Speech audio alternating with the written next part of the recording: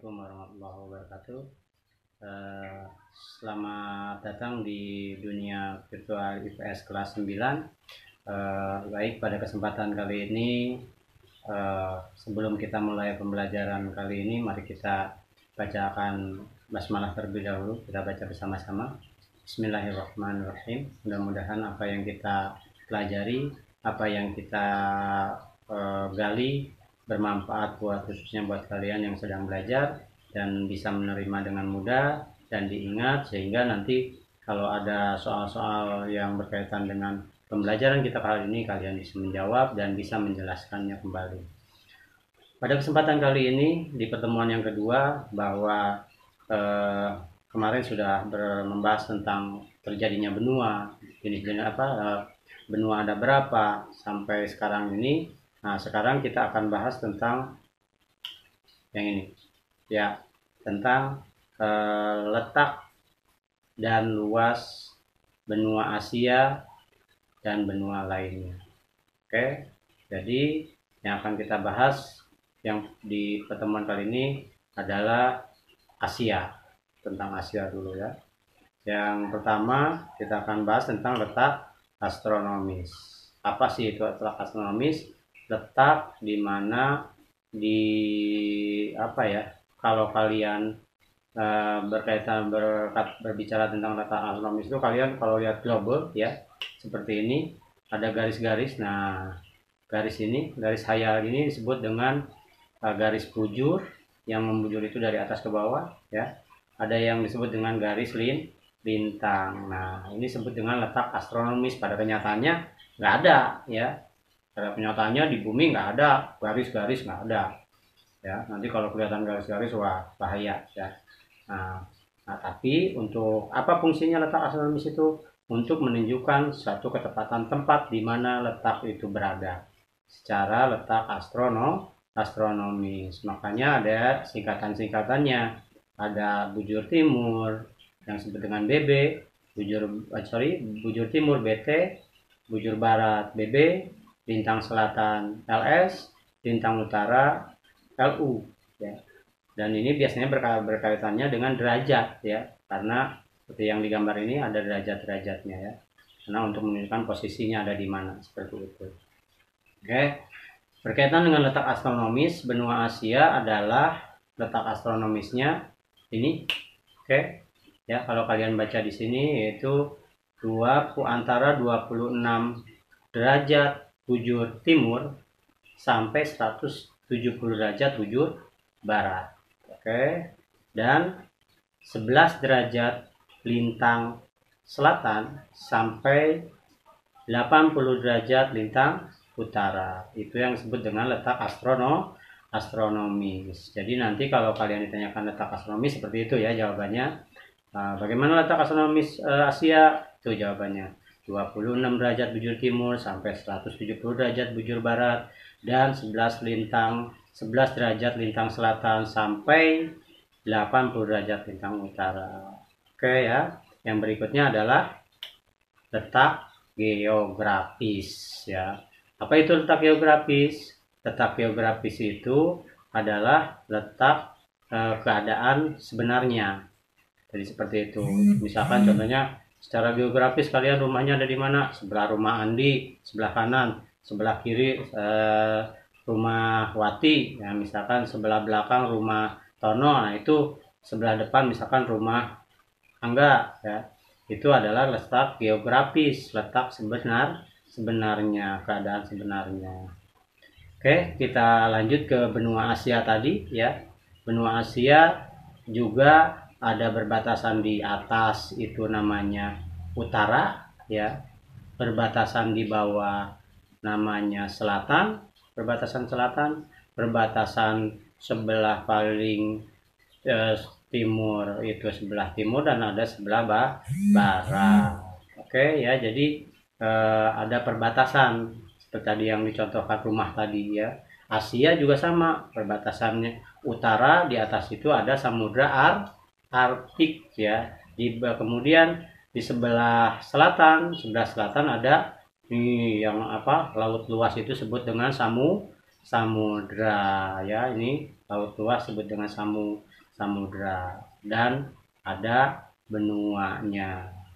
Jadi perbatasannya ada Samudra Hindia, lautan Hindia, Samudra Hindia, dan benua yang di bawah itu ada benua Australia, karena di atasnya ada Indonesia.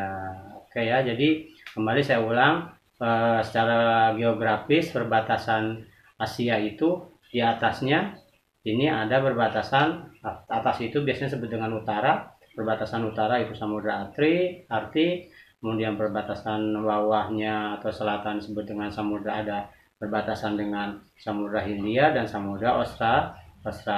Nah, kemudian di timurnya itu ada berbatasan dengan Samudra Pasifik. Kemudian di baratnya ada dengan pegunungan-pegunungan, ya. Salah satunya ini Ural. Kemudian berikutnya sungai, ya. Ada pegunungan, ada sungai, ada laut. Kemudian ada selat, ya. Kemudian itu adalah perbatasan dengan di baratnya, ya. Pegunungan, ada pegunungan Ural, ya. Pegunungan, kemudian sungai Ural. Jadi pegunungan sama sungai Ural. Kemudian lautnya ada Laut Kaspia, ada Laut Hitam, ya. Kemudian ada Selat Bosporus, ya. Kemudian ada Selat Dardanella. Kemudian ada Laut Tengah di situ, ya. Kemudian ada terusan Suez, ya. Kemudian ada juga yang terakhir adalah Laut Merah. Oke, itu adalah perbatasan letak secara astronomis dan geografis. Jadi sebagian kawasan benua Asia ini terletak di belahan bumi. Ada yang tahu? Ya, di belahan bumi utara. Oke, jadi yang namanya sebagian benua Asia ini sebagian besar terletak ada di mana? Ada yang tahu? Ya, yaitu di belahan bumi utara. Sedangkan yang ada di belahan bumi selatan ada beberapa pulau saja, ya, yaitu yang termasuk ke dalam salah satunya adalah pulau yang kita diamini ini disebut dengan negara Indonesia. Jadi sebagian besar ada di kawasan Asia itu ada di kawasan belahan bumi utara. Tadi ingat utara ada di atas, sedangkan di bawahnya itu ada pulau Indonesia atau kita biasa sebut dengan negara Indonesia karena Indonesia ini berbentuk kepulauan. Jadi itu poin penting. Yang berikutnya, poin penting berikutnya untuk Asia adalah benua terluas di dunia. Kenapa disebut benua terluas di dunia? Karena sebagian besar daratan yang ada di dunia ini, seperempatnya atau 25%-nya ini adalah benua Asia. Makanya kalau ada pertanyaan benua terbesar di dunia adalah benua Asia. Berapa luasnya? Nih, luasnya yaitu 43 juta, ya. Di sini ada 43 juta 584.124 km persegi. Luas banget, ya. Jadi seperempatnya bisa dibayangkan, 25%-nya yang ada di muka bumi ini adalah benua Asia. Oke, yang berikutnya adalah ini kondisi geologi dan kondisi alam benua Asia. Bagaimana kondisi geologinya? Jadi memang alam benua Asia ini bervariasi, ya, sehingga memiliki ada yang titik tertinggi, ada titik terendah, ya, dan serta terdapat ada dataran tinggi, dataran rendah, kemudian ada kawasan yang sangat panas, ya. Ada juga kawasan yang sangat dingin. Jadi lengkap di Indonesia ini. Lengkap di Asia ini, ya. Terdapat jadi kawasan yang bervariasi. Jadi kemudian di Asia juga ada kawasan yang sangat subur ya, ada yang kawasan yang sangat tandus atau daerah yang tandus dan daerah yang subur ya. Kita akan bahas satu persatu ya. Jadi kondisi geologi dan kondisi alam benua Asia yang pertama, gunung dan pegunungan di Asia, sorry ya. Jadi pegunungan, gunung dan pegunungan di Asia. Yaitu apa yang namanya gunung? Ada yang tahu?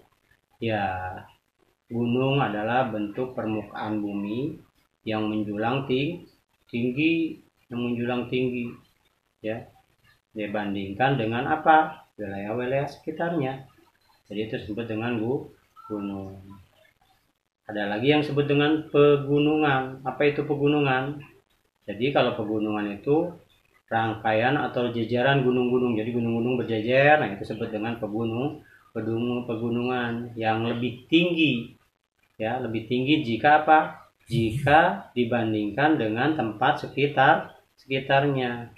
Jadi umumnya pegunungan memiliki ketinggian berapa? Ada yang tahu? Ya, lebih dari 500 meter di atas permukaan laut. Oke. Jadi apabila dilihat dari geografis, pegunungan adalah bentang alam yang terjadi karena proses struktural. Oke. Jadi saya ulang. Jadi secara geografis pegunungan terjadi akibat dari proses struktural. Oke. Jadi kemudian gunung apa saja dan pegunungan apa saja yang ada di Asia ini Bapak udah siapkan, silakan dibaca ya. Ada pegunungan di sini, ada pegunungan Himalaya, Hidukush, kemudian pegunungan Karakorum ya, pegunungan yang ada di Asia Tengah. Kemudian ada juga pegunungan Sirkumpasifik dan Mediteran, pegunungan di Semenanjung Korea, serta pegunungan Kinlin dan pegunungan Kwenlun. Ya, itu pegunungan-pegunungan yang ada di Asia. Kemudian ada kalian pernah dengar yang namanya gurun. Ini memiliki keunikan tersendiri.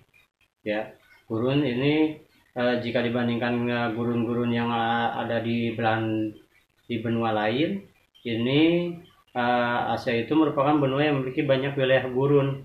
Yaitu ada gurun Arab kurang lebih 2.590.000 km persegi, itu adanya di Asia Barat ya. Kemudian gurun Thar ya, gurun Thar itu kurang lebih sekitar 453.000 km persegi. Itu adanya di perbatasan Asia Barat dan perbatasan Asia Selatan ya. Kemudian ada gurun Karakun ya, kurang lebih 350 km persegi, ada di Asia Tengah dan Eropa Timur ya. Ini nama-nama gurunnya seperti ini ya, silahkan dibaca. Kemudian biasa ini nih yang sering ditanyakan, jadi letak gurun tertinggi dan gurun terendah itu ada di mana? Ya, adanya di RRC, Republik Rakyat Cina. Gurun tertinggi itu berada di lembah Kaidam, itu kurang lebih 2.600 meter dari permukaan laut. Sedangkan gurun terendahnya berada di lembah Tupan ya, lembah Tupan ini, atau disebut dengan Turfan ya. Ada yang bilang Tufan, ada yang bilang Turfan, sama saja. Itu kurang lebih 150 meter di bawah permukaan laut ya. Kemudian ada pertanyaan lagi, suka ada pertanyaan, gurun terdingin di Asia atau gurun terdingin di dunia itu gurun apa? Nah, ada yang tahu? Ya, itu gurun Gobi ya. Itu suhunya bisa mencapai di bawah 40 derajat Celcius. Dingin banget. Min 40 derajat ya. Kemudian ada gurun paling berpasir. Ada juga di Asia itu gurun paling berpasir. Adanya namanya gurun Arab ya. jadi paling berpasir di dunia. Tuh seperti itu ya. Nah, jadi umumnya kalau gurun kan memiliki 10-15% pasir. Nah, sementara gurun alumni memiliki kandungan pasir yang lebih besar, lebih dari 15%. Yang berikutnya adalah yang ketiga, dataran rendah dan sungai di Asia. Jadi kalau berbicara tentang dataran rendah itu kita berbicara misalkan ada di Siberia Barat ya, kemudian dataran rendah Pakistan Timur, kemudian juga dataran rendah Asia Tenggara ya, kemudian dataran rendah di sebelah timur Laut Kaspia, dataran rendah di India Utara itu adanya di Bangladesh ya, di India Utara dan di Bangladesh karena berdampingan ya, serta dataran rendah Cina Timur, kemudian dataran rendah Irak ya, kemudian dataran-dataran rendah tersebut umumnya dialiri sungai-sungai sungai-sungai utama lah ya, yaitu misalkan ada sungai Obe di Siberia, sungai Ob di Siberia, kemudian sungai Indus di Pakistan, sungai Gangga ya yang sering ada di film-film, dan Brahmaputra itu adanya di mana ya, India dan Bangladesh ya. Ada sungai Tigris, mungkin kalian sering dengar, dan sungai Efrat ya, ada di mana Tigris sama Efrat? Iya, adanya di Irak ya.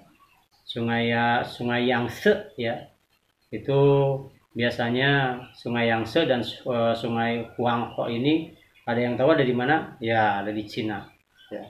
Serta sungai Mekong ya, sungai Mekong dan sungai Chao Phraya ini adanya di Asia Tenggara ya. Aliran sungai Brahmaputra memiliki delta terluas itu mencapai 75.000 km persegi. Jadi kalau aliran sungai terluas itu sungai Brahmaputra ya, jadi 75.000 km persegi.